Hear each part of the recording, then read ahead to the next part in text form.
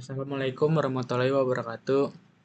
Perkenalkan, saya Idam Palada dari Prodi Informatika Angkatan 2020 ingin mempresentasikan karya ilmiah saya yang berjudul Etika Keamanan Komputer atau biasa disebut Cybersecurity. Berikut hasil karya ilmiah saya. Yang pertama itu latar belakang dari karya ilmiah tersebut, teknologi informasi yang meningkat pesat menyebabkan perubahan sosial, ekonomi, dan budaya yang sangat signifikan serta memberikan manfaat dan dampak yang sama besar bergantung dari pengguna dari teknologi informasi tersebut. Etika profesional dalam keamanan cyber adalah seperangkat prinsip moral dan standar perilaku yang diikuti oleh para profesional. Keamanan cyber tujuannya adalah untuk memastikan bahwa para profesional ini bertindak secara profesional, bertanggung jawab, dan terpercaya dalam menjalankan tugas-tugas mereka. Berikut pengertian dari etika. Etika menurut Kamus Besar Bahasa Indonesia, terbitan Departemen Pendidikan dan Kebudayaan, yaitu menjadi 3. Yang pertama, ilmu tentang apa yang baik dan buruk, tentang hak dan kewajiban moral. Yang kedua, ada kumpulan asa atau nilai yang berkenan dengan akhlak. Yang ketiga, nilai mengenai besar atau salah yang dianut masyarakat. Selanjutnya, pengertian etika menurut Profesor Salomon dalam Wahyono, yaitu dibagi menjadi 2 definisi. Yang pertama, ada etika merupakan karakter individu yang biasa disebut pemahaman manusia sebagai individu beretika. Yang kedua, etika merupakan hukum sosial sebagai hukum yang mengatur, mengendalikan, serta membatasi perilaku manusia. Selanjutnya ada internet knowledging. Perkembangan teknologi internet yang begitu pesat seperti sekarang ini menuntut pengetahuan dari penggunanya yang biasa dikenal dengan internet knowledge. Internet knowledge mengacu pada kualitas individu dalam penggunaan internet yang berkembang dari waktu ke waktu. Dalam penggunaan internet terdapat 2 pengetahuan, yaitu deklaratif dan prosedural. Pengetahuan deklaratif mengacu pada pengetahuan dan istilah-istilah yang ada pada dunia cyber. Sedangkan pengetahuan prosedural mengacu pada pemahaman dan keterampilan dalam menggunakan internet. Pengetahuan internet merupakan faktor penting bagi masyarakat dalam mencegah cybercrime. Selanjutnya ada prinsip etika cybersecurity. Di sini ada 4. Yang pertama itu ada integritas. Prinsip integritas menurut para profesional keamanan cyber untuk berpegang pada prinsip kejujuran. Kejujuran dalam semua aspek pekerjaan mereka. Mereka diharapkan untuk tidak mengubah, menghapus, atau merusak data secara tidak sah. Integritas juga melibatkan kejujuran dalam komunikasi, termasuk memberikan informasi yang akurat dan jelas tentang ancaman dan ancaman tersebut. Yang kedua ada kerahasiaan. Prinsip kerahasiaan mewajibkan para profesional keamanan cyber untuk menjaga kerahasiaan informasi yang mereka tangani.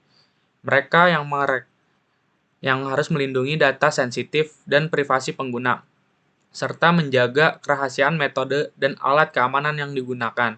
Menghormati kerahasiaan adalah bagian integral dari etika dalam keamanan cyber. Selanjutnya ada tanggung jawab. Prinsip ini yaitu mengharuskan para profesional keamanan cyber untuk mengakui dan menerima konsekuensi dari tindakan mereka. Mereka harus bertanggung jawab atas keputusan dan tindakan yang mereka ambil dalam melindungi sistem dan informasi digital. Tanggung jawab juga melibatkan memahami dan mematuhi peraturan dan kebijakan yang berlaku serta melaporkan pelanggaran keamanan yang terdeteksi. Selanjutnya ada profesionalisme. Prinsip ini menuntut para profesional keamanan cyber untuk menjalankan tugas mereka dengan tingkat keahlian yang tinggi dan menjaga integritas profesi. Mereka harus terus meningkatkan pengetahuan dan keterampilan mereka, serta menjaga reputasi yang baik dalam industri keamanan cyber. Selanjutnya itu cybercrime. Nah, cybercrime itu istilah umum untuk kejahatan yang menyerang sistem komputer atau jaringan internet dengan tujuan pencurian data, keuangan, dan penyebaran kode perangkat lunak berbahaya yang merupakan tindakan ilegal di bidang teknologi informasi dan komunikasi sebagai bentuk modifikasi dari kejahatan konvensional. Di sini ada contoh kasus cybersecurity, yaitu phishing. Merupakan tindakan mencuri informasi pribadi seperti kata sandi, detail kartu kredit, data pengguna korban yang ditarget melalui internet. Bentuk cybercrime ini dilakukan dengan spoofing email dan pesan instan kepada para korban. Peretas membuat tautan langsung yang mengarahkan korban yang ditargetkan ke halaman website palsu, yang terlihat identiknya itu sama dengan website yang sebenarnya. Nah, stalking ini penggunaan internet untuk sarana elektronik lainnya, untuk memata-matai seseorang yang akan dijadikan korban. Nah, berikut ada laporan kasus phishing Indonesia. Serangan phishing mencapai 26.675 kasus pada kuartal 1 2023. Berdasarkan laporan IDIX, total pengaduan serangan phishing di Indonesia mengalami peningkatan signifikan. Tercatat IDIX menerima 26.675 laporan serangan phishing pada periode kuartal 1 2023. Sedangkan pada periode kuartal 4 2022 hanya terdapat sekitar 6.106 laporan ini phishing. Hal tersebut mengalami kenaikan sebanyak 20.569. Bisa dilihat laporan pada bulan Januari sampai bulan Maret 2023. Pada bulan Januari di sini tertulis 4.665 dan Februari mencapai 15.050 kasus. Sementara di jumlah bulan Maret mencapai 3.960 kasus. Di Indonesia menempati posisi ke-8 dan masuk dalam jajaran 10 besar negara dalam jumlah kasus kebocoran data tertinggi di internet secara global. Nah, berikut adalah presentasi industri yang sering diincar dengan phishing Indonesia. Di sini ada media sosial. Media sosial mendapatkan 45%, dan lembaga keuangan capai 31%, sedangkan e-commerce, spam, dan kripto mencapai 11,2%, dan sisanya retail itu mencapai 20%. Nah, bagaimana cara mengatasi serangan cybercrime? Yaitu tindakan pelindungan atas segala macam bentuk serangan cybercrime dan tindakan pemulihan akibat cybercrime. Beberapa hal yang harus dipenuhi dalam cybersecurity adalah ketersediaan, kerahasiaan, integritas, autentikasi, dan akuntabilitas. Dan ketersediaan merupakan kemampuan dan ketersediaan informasi atau data yang diperlukan untuk diakses kapanpun hanya oleh pihak yang berwenang.